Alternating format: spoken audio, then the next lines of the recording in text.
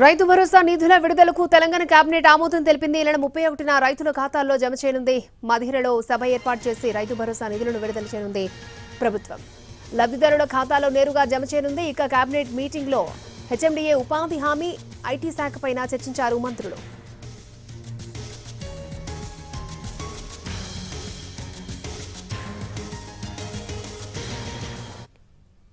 రైతు భరోసా నిధుల విడుదలకు తెలంగాణ కేబినెట్ ఆమోదం తెలిపింది. ఈ నెల 30న రైతుల ఖాతాల్లోకి జమ చేయనుంది. పూర్తి డీటెయిల్స్ అందించడానికి మా ప్రతినిధి చారి మనకు అందుబాటులో ఉన్నారు.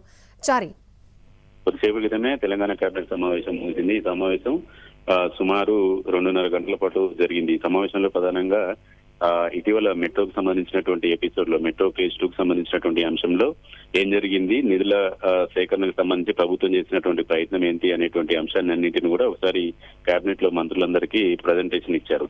ఆ తర్వాత ఇప్పటి వరకు కొనుగోలు చేసినటువంటి ధాన్యం, ఇంకా మిగిలి ఉన్నటువంటి ధాన్యం కొనుగోలుకు సంబంధించి ఇప్పటి వరకు రాష్ట్ర ప్రభుత్వం సేకరించినటువంటి ధాన్యంను కేంద్ర ప్రభుత్వం తీసుకోకపోవడానికి సంబంధించినటువంటి అంశం మీద కూడా చర్చ జరిగింది.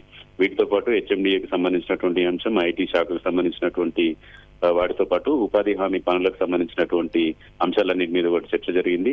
ఫైనల్ గా రైతు భరోసా నిధులకు సంబంధించినటువంటి అంశం మీద కేబినెట్ ఒక నిర్ణయం తీసుకుంది. ఈ నెల 30వ తేదీ నుంచి రైతుల ఖాతాలోకి డబ్బులు జమ చేయాలని నిర్ణయించుకుంది.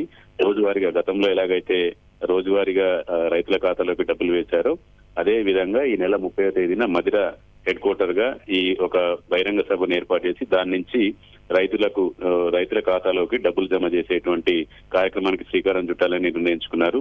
దానికి సంబంధించినటువంటి నిధుల సేకరణ, నిధులకు సంబంధించినటువంటి అంశాలన్నిటి మీద కూడా ఈ కేబినెట్ లో చర్చ జరిగింది. ఓకే చారి.